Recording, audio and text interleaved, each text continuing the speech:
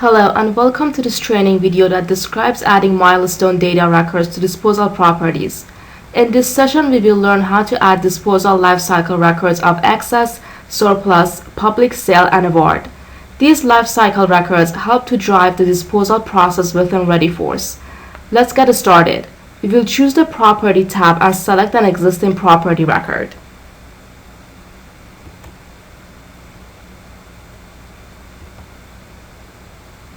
Scrolling to the bottom of the screen, we see the first related list as Disposal Lifecycle. If we click New Disposal Lifecycle, we are presented with a choice of record types.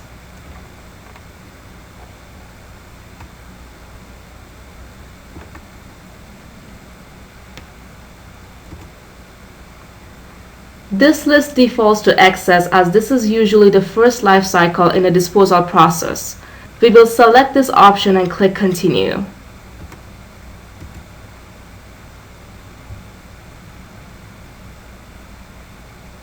Now we are presented with the excess entry screen where excess related data can be entered. All of the tasks associated with excess lifecycle are listed within sections. Specify the start of the process. We will set today as our start date and set the status to in progress.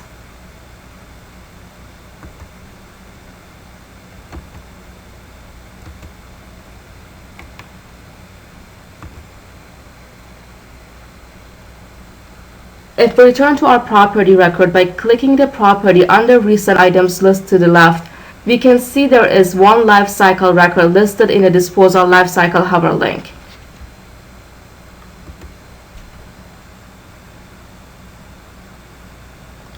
In addition, we see that the disposal lifecycle stage has no completed entries.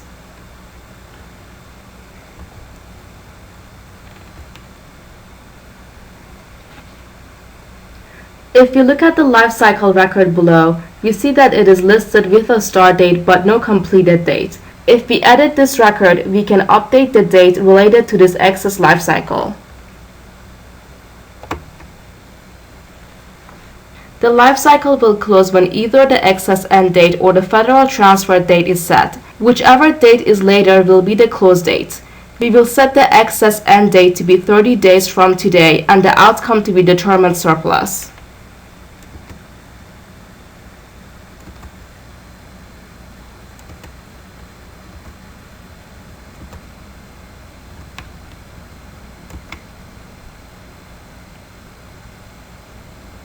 Now we see on the property detail that the lifecycle stage shows the excess lifecycle is complete.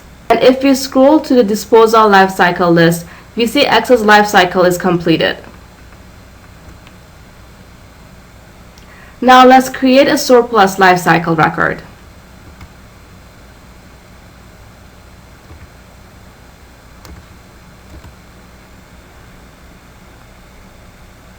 Here we see the surplus related data fields as well as surplus related tasks.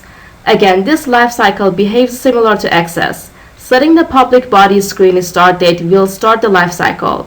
We will set this to tomorrow.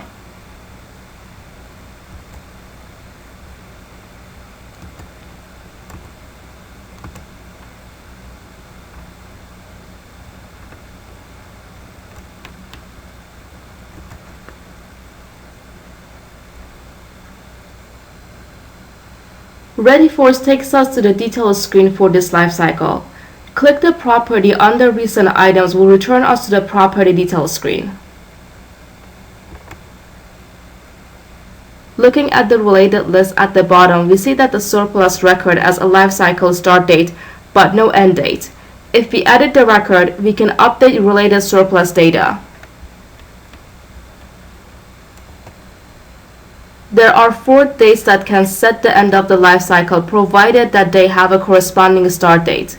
They are end date under public body screening, end date under homeless screening tasks, end date under public benefit conveyance, and end date under negotiated sale. Each end date has related help text that notifies it is an end cycle trigger.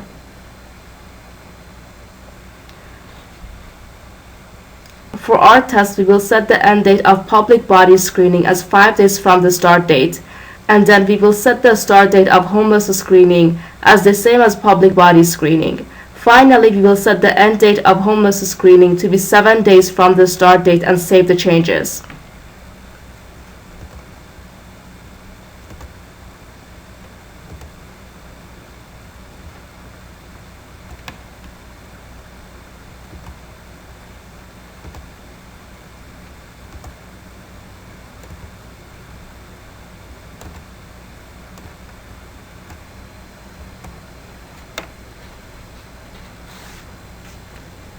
Now on the property detail, we see that the surplus phase is listed as completed. If we scroll to the disposal life cycle list, we find that the surplus record is completed and the date is a 7-day end date we set for the homeless screening rather than the public body screening date we had set.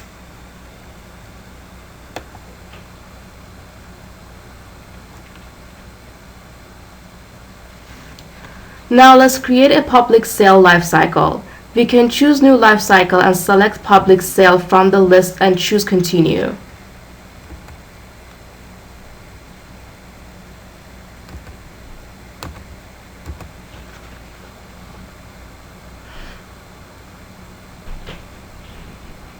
We see in the entry screen that the start date starts the life cycle when we hover over the help text.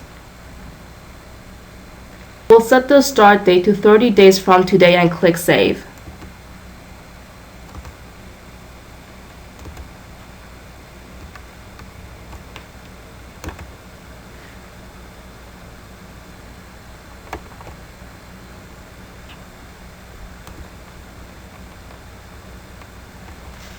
We can see the public sale record has been created under the lifecycle list.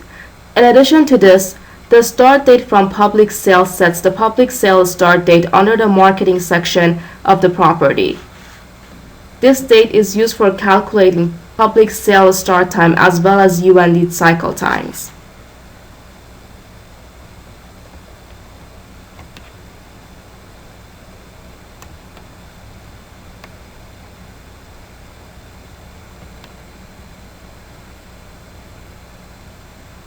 For public sale life cycle, there is only one end date. So if we edit the public sale record and set the end date, the life cycle will end and the stage will be updated.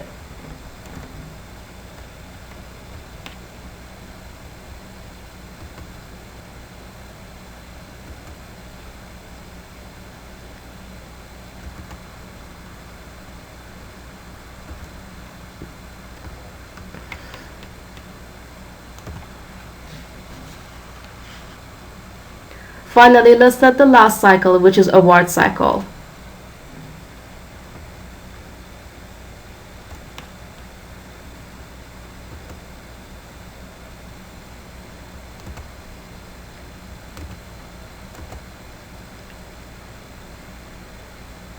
If we set the start date and award end date, we will have a closed life cycle similar to the other records. Let's set the award to be 1 day from the end of the public sale and the award end date 1 day after that and save the changes.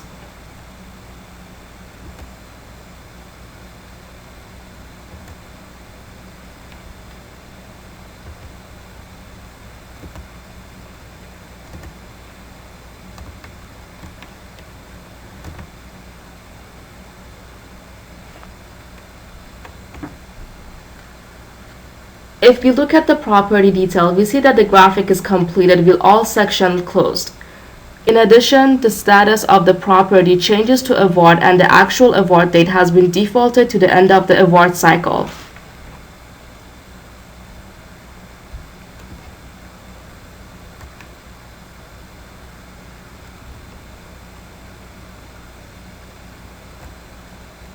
These life cycle records contain much of the relevant data about the process.